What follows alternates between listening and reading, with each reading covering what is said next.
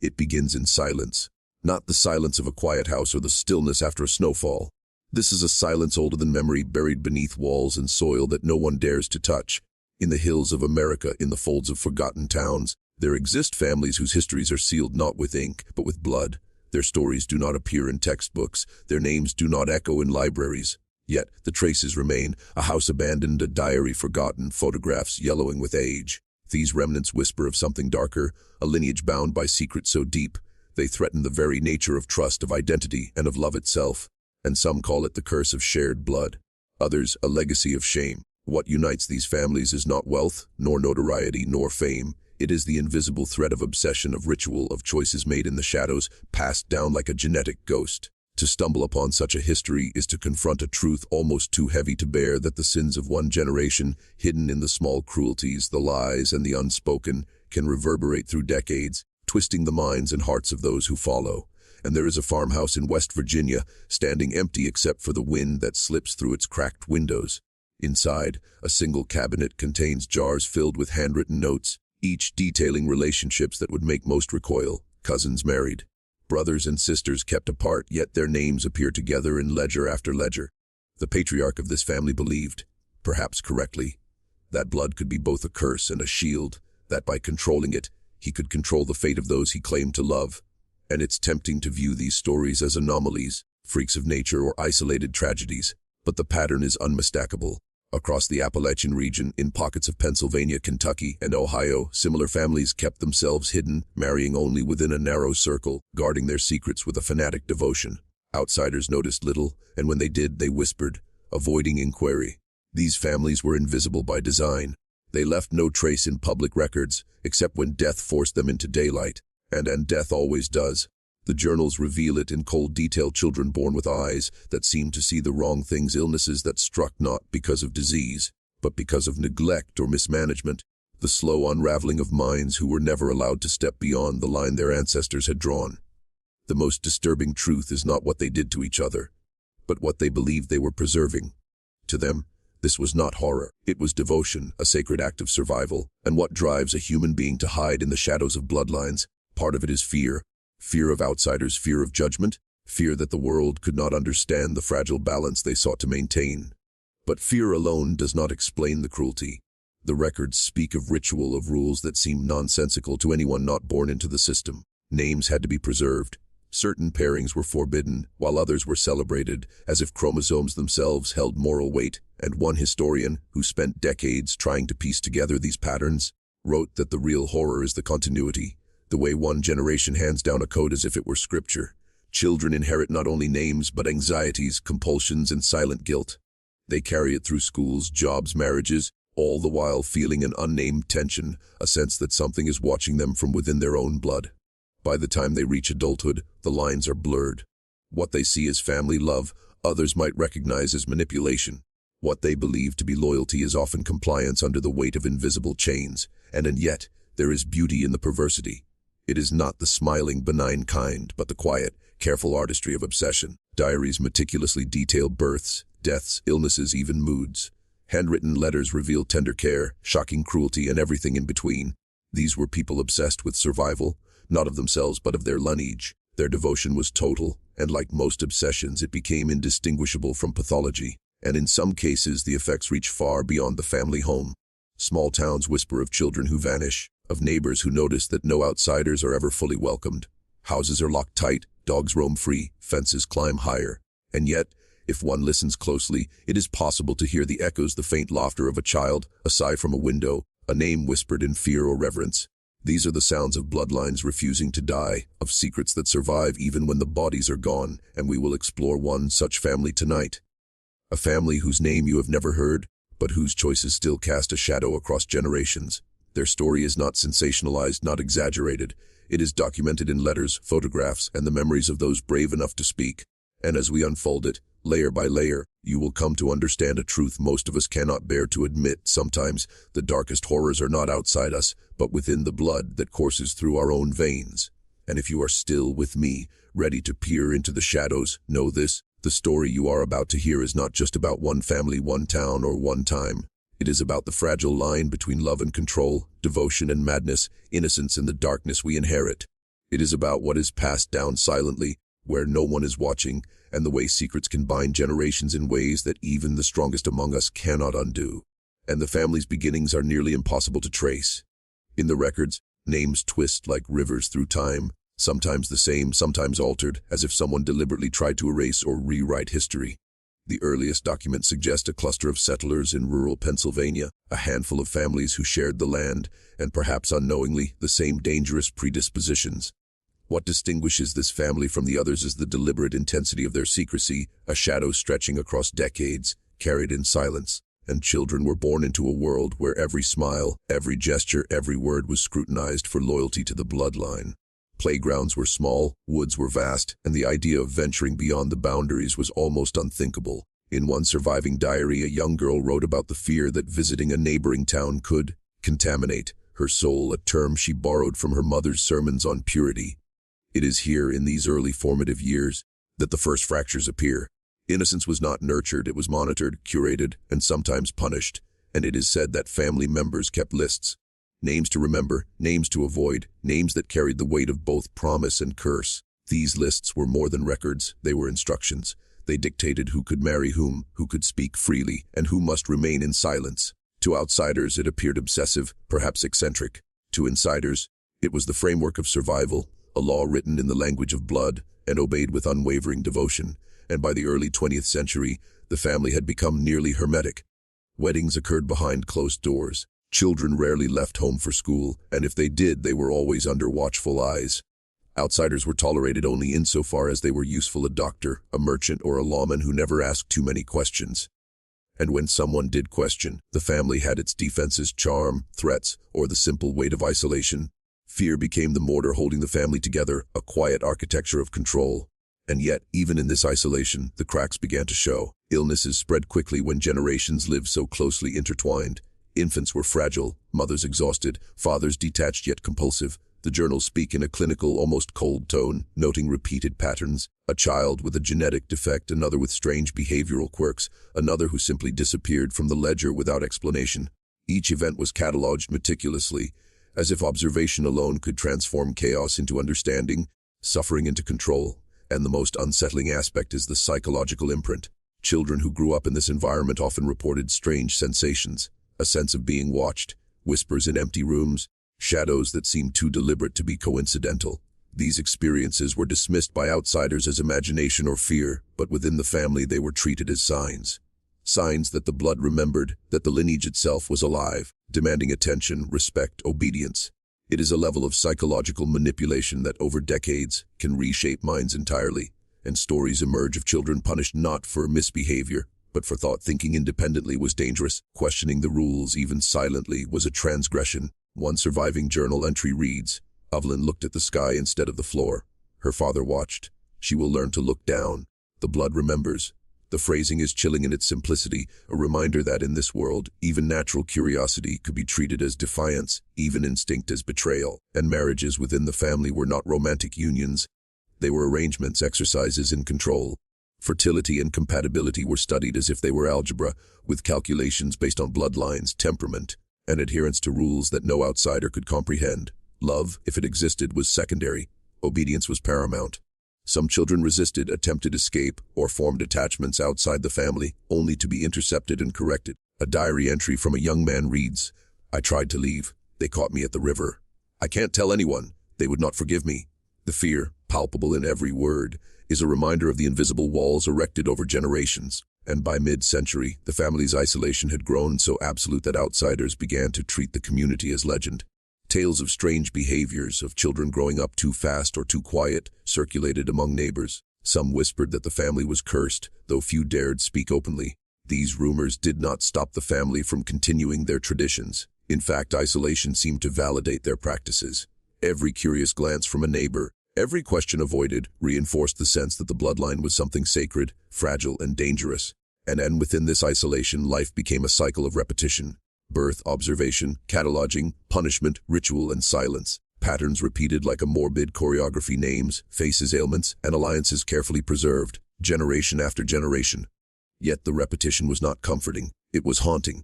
It created a sense that the family was trapped, not by external forces, but by its own creation. The very blood they sought to protect became a prison, and the prison became a temple of fear, and the records we have are incomplete, fragmented, and sometimes deliberately misleading. Yet from these fragments a portrait emerges, a family bound to itself by secrets so dark that even the descendants who survived speak of them only in whispers, as if naming them aloud might summon them back. And that is the true horror. These are not stories of monsters lurking outside society, but of normal people acting under pressures invisible to outsiders, who allowed fear, obsession, and loyalty to intertwine into a living chain of trauma, stretching through decades, infecting everything it touches. And by the 1960s, the family's influence over its own members had become nearly absolute.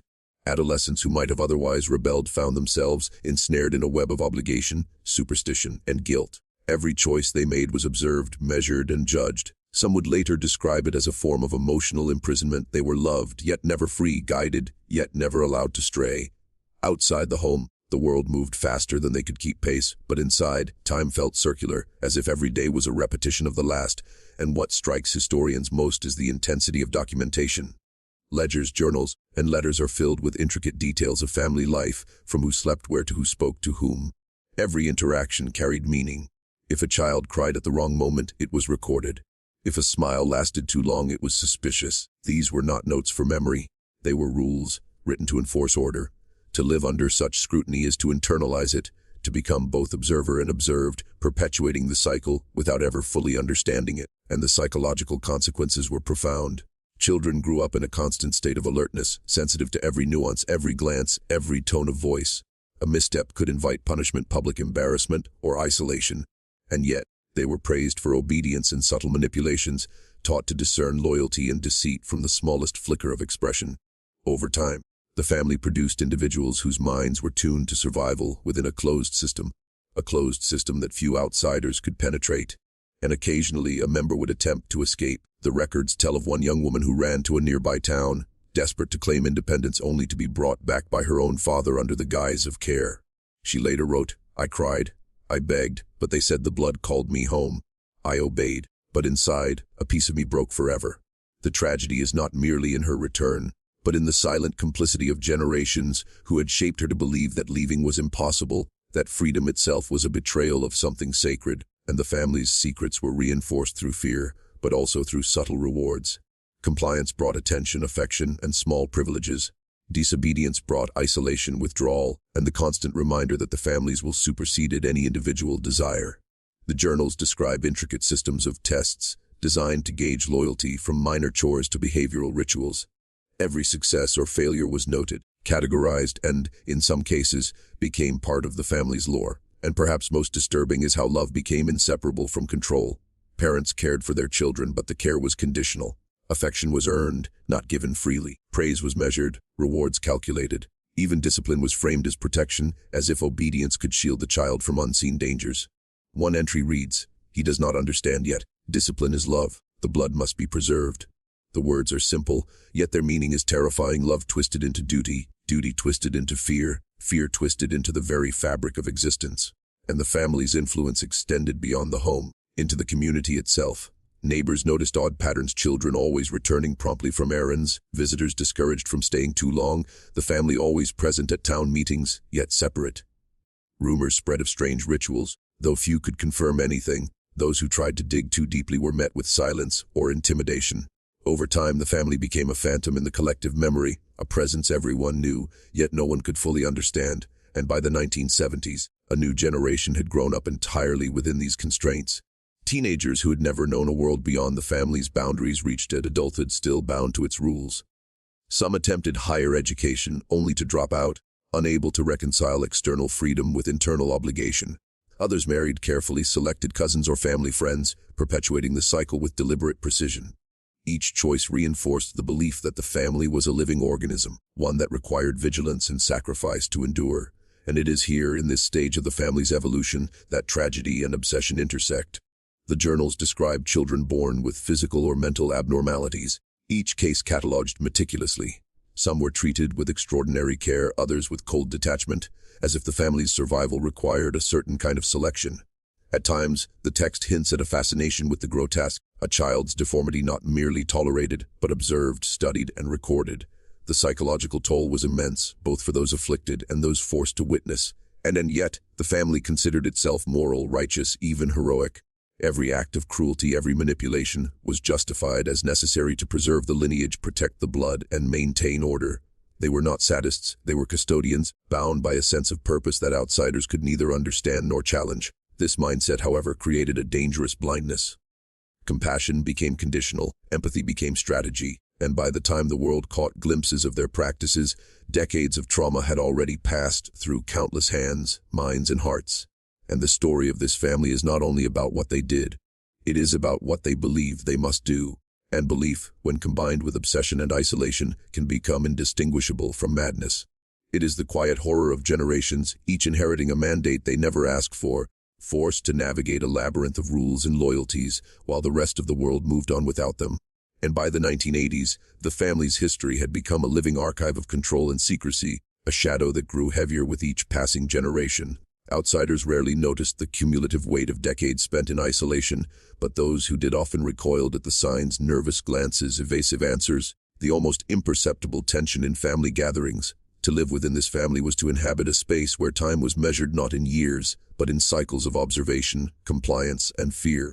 And it was also a time when fragments of the outside world began to creep in. Televisions flickered to life in the corner of the farmhouse, radios brought in voices from towns far beyond the mountains, and the occasional newsprint reached dusty shelves. Yet the family filtered everything through its own lens. The world outside was dangerous, corrupt, unpredictable. Any influence from beyond the boundaries had to be evaluated, judged, and either absorbed or rejected.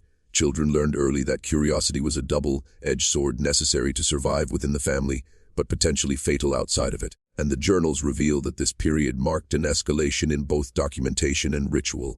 Births, illnesses, and deaths were recorded with forensic precision, but alongside these clinical entries were reflections that hint at psychological torment.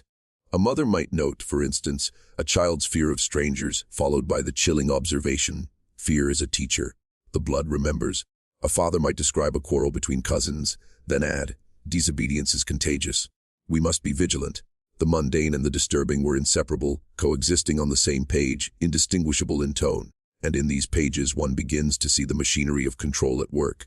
Adolescents were trained to monitor each other, to report infractions, to internalize the family's rules as though they were laws written into their very DNA. Rebellion was rare, and when it did occur, it was met with swift correction, sometimes verbal, sometimes social isolation, sometimes both. There is an entry from the mid-1980s describing a teenage boy who expressed doubt about a family tradition. The notation reads, "He does not yet understand the weight he carries. Instruction will follow. Obedience is love." The chilling calm of these words hides the violence beneath, obedience imposed as necessity and love redefined as compliance. And some of the darkest records involve those who did not survive childhood. Diseases that might have been treatable in ordinary circumstances became fatal when care was withheld or delayed under the guise of discipline. The family journals are matter of fact. A child's death is recorded alongside the hours and medications administered, or sometimes deliberately withheld. There is a striking lack of conventional grief. Instead, a cold, clinical fascination dominates the text. Children were seen as vessels of continuity, not as beings with intrinsic value. When one faltered, the lineage itself felt the fracture, and yet the family rarely portrayed itself as cruel. In their own perception, they were guardians. Each action, no matter how harsh it appears to outsiders, was justified as protection, as preservation. They feared the outside world more than anything else, believing it would corrupt their blood, weaken their bonds, and undo generations of careful planning. To live with them was to inherit not only their secrets, but their fear. A fear that became invisible, internalized, and passed down silently to those too young to understand the mechanisms of its power. And it was during this era that some members began to question the morality of their existence.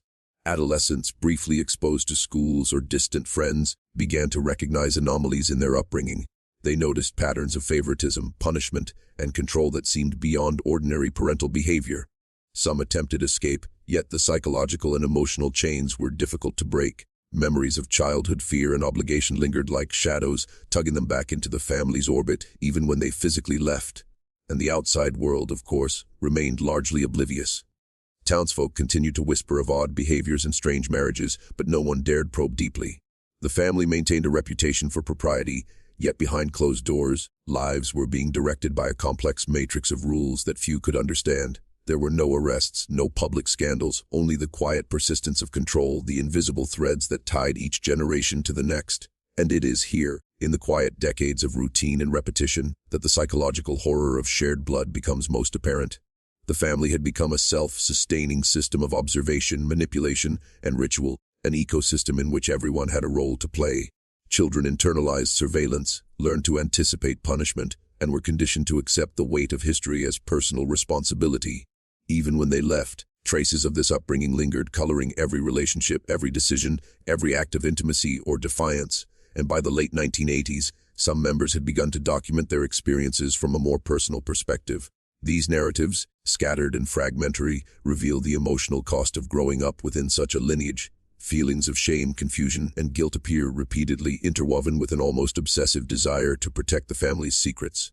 In one letter, a young man writes, "I hate what we do, but I cannot stop it. If I speak, everything dies. If I stay silent, everything dies differently." The sentiment captures the paradox at the heart of the family, the impossibility of breaking free without destroying what they believe to be sacred. And it is this tension between duty and horror, love and fear, that defines the family's mid-century legacy. Here, history is not measured by achievements, battles, or fame, but by the endurance of secrets, the preservation of control, and the psychological imprint left on generations. And as we move forward into the 1990s and beyond, the question becomes, can such a system ever truly collapse? Or do these shadows linger, passed down quietly, shaping lives in ways we may never fully comprehend? And by the 1990s, the weight of decades pressed heavily on the family. Isolation had softened in some ways. Children attended school, radios and televisions brought the wider world into the farmhouse. But the psychological grip remained absolute. The lessons of obedience, observation, and fear had been etched into each mind like grooves in stone. Even those who appeared free, who left for work or college, carried the invisible chains of shared blood and secret knowledge. And it was in this era that the records begin to reveal more personal anguish. Adolescence wrote with a rawness that had been absent from the previous, clinical generations. One diary recounts the life of a young woman, her words trembling with both defiance and dread. "I watch my cousins, I watch myself. Every glance, every smile is measured. I can't breathe without the blood noticing. I don't know if I am allowed to be happy, or even angry." The subtle horror lies not in what she says explicitly, but in what is implied, the sense that even thought, even emotion, could betray her loyalty. And the rules remained complex, and violations were met with subtle punishment. A glance in the wrong direction, a whispered joke, a touch of independence. These could all trigger correction. And yet, it was never overtly cruel. Punishments were psychological, carefully calibrated to create discomfort without outright rebellion. Isolation, shame, silent treatment, these were tools sharper than any lash. And they worked because fear had long been internalized. Children had been trained to fear the consequences before they could even imagine committing an infraction, and some members tried to resist, forming small alliances, confiding in one another, sharing whispered doubts. But these attempts were fleeting. Secrets were not merely rules, they were survival mechanisms. To break them was to risk more than punishment. It was to risk the collapse of identity, the unmooring of a self that had been shaped entirely by family doctrine. One teenager wrote, "If I speak, I lose myself. If I stay silent, I lose something else." And so, silence became the path of least resistance. It became the inheritance, and yet, cracks in the armor appeared. Some members noticed patterns that others had long accepted: recurring illness, emotional instability, strange deaths that were never fully explained. They questioned the very foundation of the family's beliefs, the obsession with blood, with order, with secrecy. These questions were dangerous, even taboo, but they could not be contained forever. Curiosity, that small flicker of rebellion, persisted despite decades of conditioning. And in here, the psychological horror expands beyond the individual. These doubts, these small acts of questioning threatened the system itself. A single rebellion could ripple through the family, exposing truths that were meant to remain buried. It is in this tension that the family's darkest lessons come into focus. The very act of love, of protection, was inseparable from control. Fear and loyalty were fused into a single, unbreakable doctrine. The bloodline demanded obedience, not because the rules were moral, but because the system required it to survive. And it is at this point that we must pause and reflect on the cumulative toll. Imagine growing up under constant scrutiny, your every action interpreted as proof of loyalty or betrayal. Imagine internalizing guilt for feelings you cannot control, for desires that are natural, for thoughts that arise unbidden. Imagine being told that love is conditional, and that disobedience, even silent thought, is a threat to generations. This is not horror invented by storytellers. This is reality, documented in diaries, letters, and oral histories passed down quietly. And by the mid-1990s, the family had begun to splinter not outwardly but in the subtle ways of emotional withdrawal, secret alliances, and private grief. Some members escaped, only to carry their trauma into the world beyond, leaving behind others who were bound to continue the patterns. The journals reveal a tragic pattern: escape is possible, but freedom is never absolute. Memories, guilt, and loyalty linger, shaping behavior long after physical boundaries are crossed. And it is also during this time that the family's dark fascination with genealogy and ancestry becomes most apparent. Family trees were maintained obsessively, noting every birth, death, and pairing. But these were not mere records. They were instructions, maps for survival. Certain lines were favored, others forbidden, and each generation internalized these rules as moral imperatives, as if the blood itself could demand obedience. And the haunting question becomes, what happens when these rules collide with modernity? When children who have glimpsed a world of choice confront decades of indoctrination? Some reconcile by doubling down, attempting to enforce the patterns on the next generation. Others rebel, leaving fragments of the family legacy scattered like ash. And in every case, the psychological imprint remains, invisible yet indelible. And if you're still watching, you're already braver than most. Tell us in the comments, what would you have done if this was your bloodline? Would you obey, escape, or attempt to rewrite the rules? Because this is not fiction. This is a history written in the hidden archives of families across America, where love, loyalty, and fear are inseparable, and where secrets carry consequences that span lifetimes. And by the early 2000s, the remnants of this family were caught in a strange tension between the old world and the new.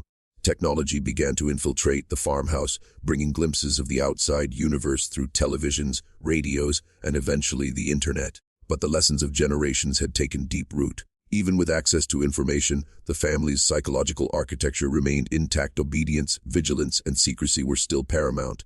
Every email, every phone call, every social interaction was filtered through decades of inherited caution, and the isolation that had once been physical was now psychological.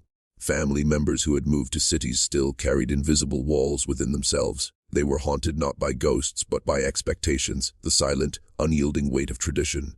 They made decisions according to rules no outsider could see, never knowing whether defiance would bring freedom or destruction. Diaries from this era show a strange duality: longing for connection beyond the bloodline, tempered by an almost obsessive loyalty to the family code.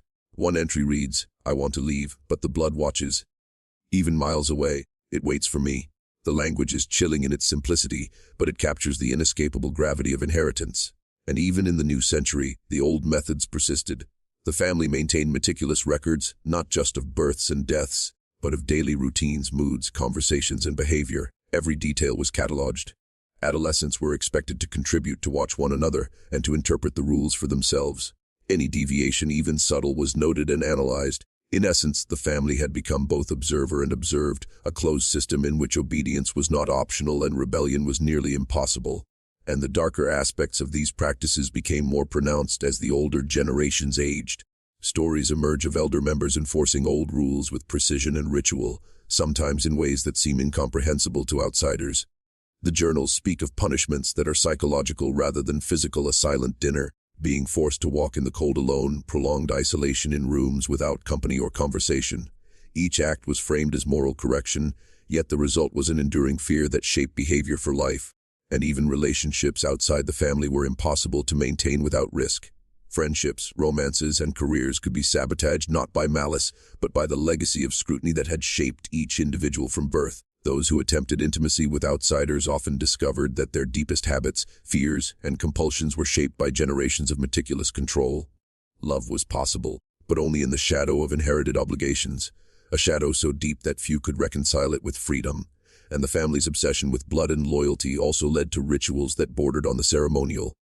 Birthdays, funerals, and even marriages were documented in ways that seem alien to modern sensibilities. Meticulous lists of attendees, exact seating arrangements, and detailed descriptions of clothing and gestures. These rituals were not merely tradition, they were an enactment of control, a reminder to each participant of their place in a hierarchy that had been constructed over centuries. In some diaries, members recorded the subtle satisfaction of a day perfectly observed, the quiet pride of compliance, or the relief when no one strayed from expectation.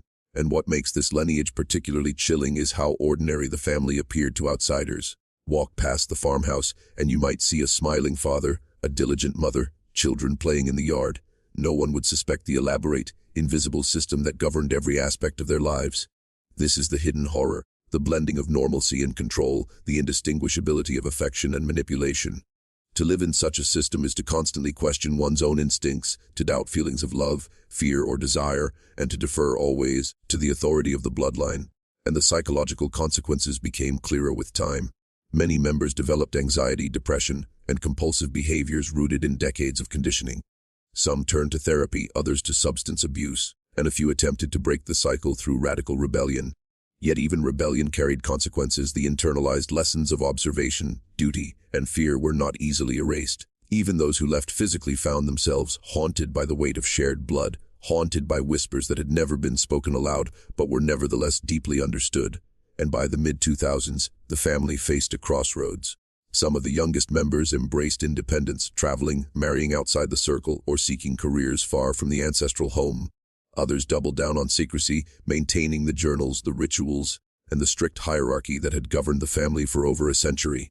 And through it all, the shadow of the past lingered. Generational trauma, meticulously documented, carefully preserved, and psychologically embedded, remained alive, shaping choices, desires, and fears in ways that could not be undone. And what is most haunting is that this is not an isolated case.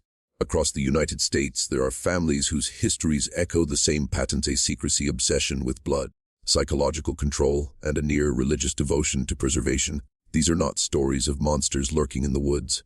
They are histories of ordinary people, extraordinary in their capacity to bind generations with invisible chains. And the true horror is the realization that such systems can survive quietly for decades, leaving marks on minds, hearts, and souls that outsiders may never see. And as we reach the present day, the family exists in fragments, scattered across towns and states, yet bound invisibly by what came before. Some members have escaped entirely, seeking freedom in distant cities, careers, and lives divorced from the farmhouse and the mountains. Others remain, still enmeshed in the traditions, rituals, and compulsions that defined generations. And even those who left carry invisible scars, inherited from a past they never fully chose but were born into, a past that continues to echo in their decisions, relationships, and sense of self. And the true weight of these histories is rarely spoken aloud. Survivors often describe it as a quiet, persistent pressure of feeling that the family is not only a lineage but a presence, alive in memory and expectation, guiding thoughts and shaping behavior long after the home is abandoned or the elders have passed. Psychological studies confirm what the diaries hint at: trauma, control, and secrecy can imprint themselves across generations, creating patterns of fear, loyalty, and self-doubt that are extraordinarily difficult to break. For this family, the lessons of obedience, surveillance, and fear are not history, they are inheritance. And visitors to the ancestral farmhouse report an eerie stillness, as though the walls themselves remember the lives played out within them. Some speak of shadows moving unnaturally, of whispers that cannot be traced, of the oppressive sense of being watched.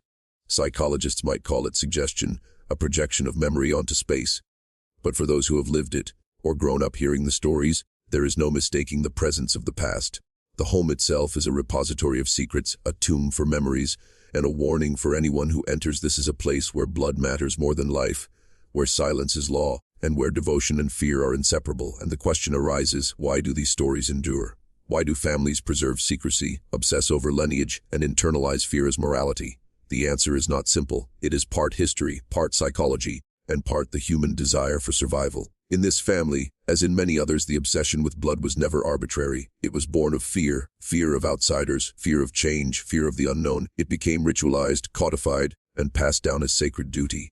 And over time, fear became identity.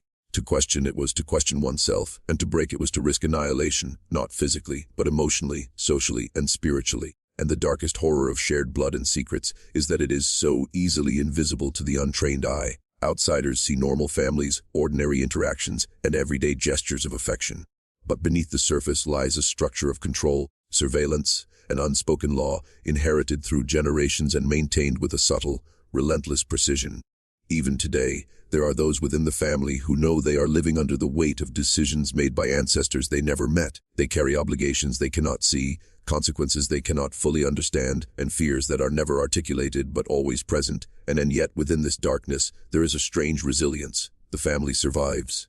Despite trauma, despite secrecy, despite the constant shadow of inherited fear, life continues.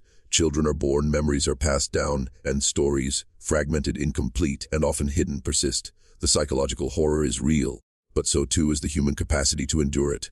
Some members find ways to reinterpret the past, to step outside the shadows, or to reconcile freedom with inherited obligation. Others remain trapped, but even in their struggle, there is a story of survival, the survival of blood, of memory, and of identity, however fractured it may be. And as we close this chapter, it is worth reflecting on the broader implications. The story of one hidden American family is not unique, it is emblematic. Across the country, there are histories buried beneath soil, behind closed doors, and inside the minds of descendants who inherited secrets too heavy to speak aloud. These are histories that cannot be sanitized, that cannot be reduced to folklore, because their impact is real, measurable, and enduring. Every act of obedience, every hidden fear, every suppressed emotion carries forward, shaping lives long after the initial events have passed. And perhaps the most unsettling truth is that the shadows of these families do not vanish with time. Even when the houses crumble, even when the names fade from local memory, the psychological legacy endures. Blood is a vessel, not just for DNA, but for expectation, memory, and influence. And secrets, when meticulously preserved, have a life of their own. They persist quietly, invisibly, shaping choices, thoughts, and the contours of human emotion across decades. And so, as you consider this family, their isolation, their obsession with blood, and their devotion to secrecy, remember this: the darkest histories are not always the ones written in history books. Sometimes, they live quietly in basements, in diaries, in photographs, and in minds passed down silently generation to generation. And in some cases, the most haunting lesson is this: you may never see the legacy, you may never read the journals, yet the weight of inherited secrets could exist in your own bloodline, quietly shaping the life you think you chose for yourself. And the past is never truly gone. It whispers, observes, and waits in the spaces we leave unexamined. And in families bound by blood, devotion, and fear, that whisper can echo louder than any voice, teaching, warning, and haunting long after the last page has been written.